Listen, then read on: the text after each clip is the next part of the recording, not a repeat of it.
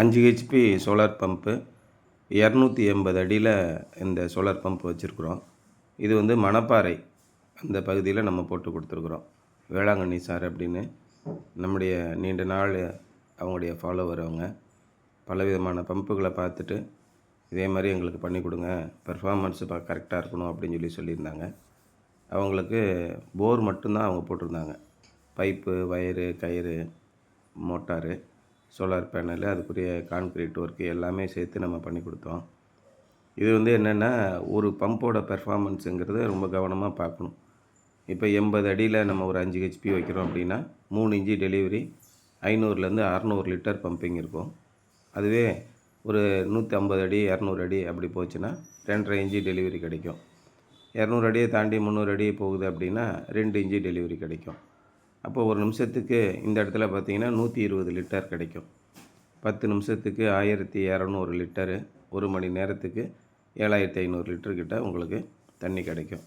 இந்த மாதிரி இருக்கும்போது நம்ம ஏற்கனவே சொன்ன மாதிரி இந்த சோலார் பம்ப்பு அப்படிங்கிறதே 6லேருந்து 7 மணி நேரம் ஓடும் பகலில்.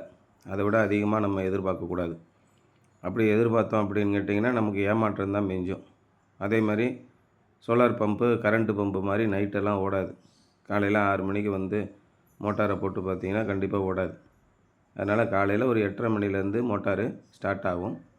அதுக்கு தகுந்த மாதிரி இப்போ நான் சொன்ன கணக்கில் ஒரு மணி நேரத்துக்கு 7500 லிட்ரு.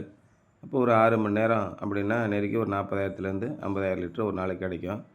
இந்த மாதிரி தண்ணி வசதி இருக்கும்போது அப்போ எத்தனை ஏக்கர் பாசனம் பண்ணணும், என்ன விதமான பயிர் சாகுபடி பண்ணணும், இதெல்லாம் நீங்கள் யோசனை பண்ணிக்கணும். இந்த மாதிரி 300 அடியில் தண்ணி எடுத்து 4 ஏக்கர் நெல் விவசாயம் பண்ணணுன்னா சாத்தியமே கிடையாது. அப்போ அதுக்கு தகுந்த மாதிரி பணப்பயிர்கள் பண்ணணும், முறை வைத்து பாசனம் பண்ணக்கூடிய பயிர்கள் பண்ணணும். நீங்கள் நெல் சாகுபடி பண்ணணும் அப்படின்னா இந்த அளவுக்கு தண்ணியை வச்சு 1/2 ஏக்கர் சாகுபடி பண்ணலாம். ஆனால் இதுவே மரப்பயிர்கள் வைக்கிறீங்க அப்படின்னா 10 ஏக்கருக்கு பாசனம் பண்ணலாம். ஸோ பயிர்களுடைய தேவை என்ன, என்ன விதமான பயிர்கள் ரொம்ப முக்கியமாக கவனத்தில் வச்சுக்கோங்க. சோலார் பம்பு 7 மணி நேரம் தான் ஓடும். கூடுதலாக ஓடுறது நமக்கு லாபம். ஒரு சில பேர் சொல்லுவாங்க, காலையில் பார்த்தீங்களா 6:30 மணிக்கெலாம் தண்ணி வருதுன்னு. வெயில் இருக்கும்போது டில்ட்டிங் ஸ்ட்ரக்சர் சூரியனை பார்த்து திருப்பி வைக்கும்போது 7 மணிக்கு பம்பு ஸ்டார்ட் ஆகிடும். அதே மாதிரி மாலை நேரங்களில் மேற்கு பக்கமாக திருப்பி வைக்கும்போது ஒரு 5:30 மணி வரைக்கும் ஓடும்.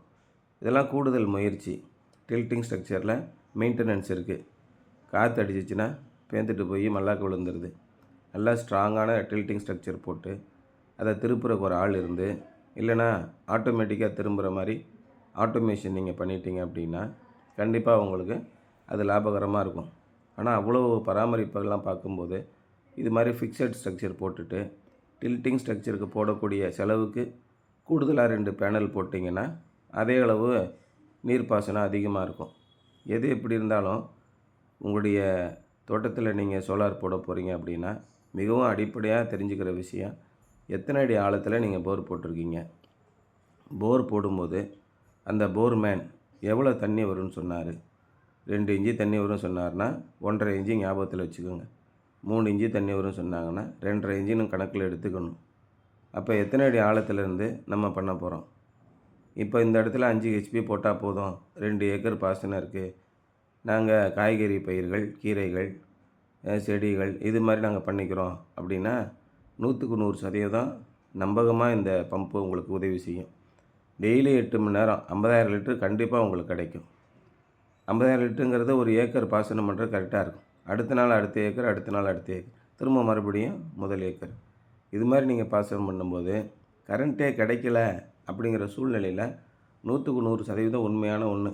எனக்கு ஃப்ரீ கரண்ட் கிடைக்குது சார், எனக்கு எங்கள் ஏரியா பக்கம்லாம் பிரச்சனை இல்லை, அதுக்கு பதிலாக நான் சோலார் போடலாமான்னு கேட்டால் தயவுசெய்து போடாதீங்க. ஃப்ரீ கரண்ட்டில் 2 பேஸ் வருது, அப்புறமா சாயங்காலத்துக்கு மேலே நான் ஓட்டிக்கிறேன், நைட்டு ஓட்டிக்கிறேன், அதையும் சோலார் பம்பையும் நிறைய பேர் கம்பேர் பண்ணி பார்க்குறாங்க. அது செய்யக்கூடாது. அதேமாதிரி டக்காலில் எனக்கு கிடைக்கிது, நான் போய் டக்காலில் 3 லட்ச ரூபா செலவு பண்ணி வாங்கிக்கிறேன் அப்படின்னா நீங்கள் டக்காலுக்கே போயிடுங்க. இலவச மின்சாரம் டக்கால் அரசாங்கம் உங்களுக்கு செய்கிற உதவி. அதை நீங்கள் தயவுசெய்து அதை பயன்படுத்திக்கோங்க. இந்த வசதிகள்லாம் கிடைக்காதவங்க, கமர்ஷியலில் இருக்கிறவங்க, அதேமாதிரி 3A1 இந்த மாதிரி கனெக்ஷனில் இருக்கிறவங்க பில்லு கட்டி படாத படுவாங்க. அவங்களுக்கு சோலார் வந்து வரப்பிரசாதம். சோலார் பேனலை மாதத்துக்கு ஒருக்க நல்லா ப்ரஷ் வச்சு க்ளீன் பண்ணுங்கள். கண்டிப்பாக 15 வருஷம் பிரச்சனை இல்லாமல் ஓடும். அது மாதிரி நம்ம ஊர் ஏசி பம்பெல்லாம் போடும்போது என்ன பிரச்சனை வந்தாலும் லோக்கல்லே நீங்கள் சர்வீஸ் பண்ணிக்கலாம். பிஎல்டிசி பம்பில் அந்த பிரச்சனை இருக்குது. கம்மி விலையில் வாங்குறவங்க மட்டும் பிஎல்டிசி போங்க. நீண்ட நாள் நமக்கு பம்பிங் வேணும், நம்பகமான பம்பிங் வேணும் அப்படின்னு யாரெல்லாம் நினைக்கிறீங்களோ, இங்கே நாங்கள் போட்டு கொடுத்துருக்க மாதிரி ஏசி பம்பு போடுங்க. நம்பகமாக உழைக்கும் இது.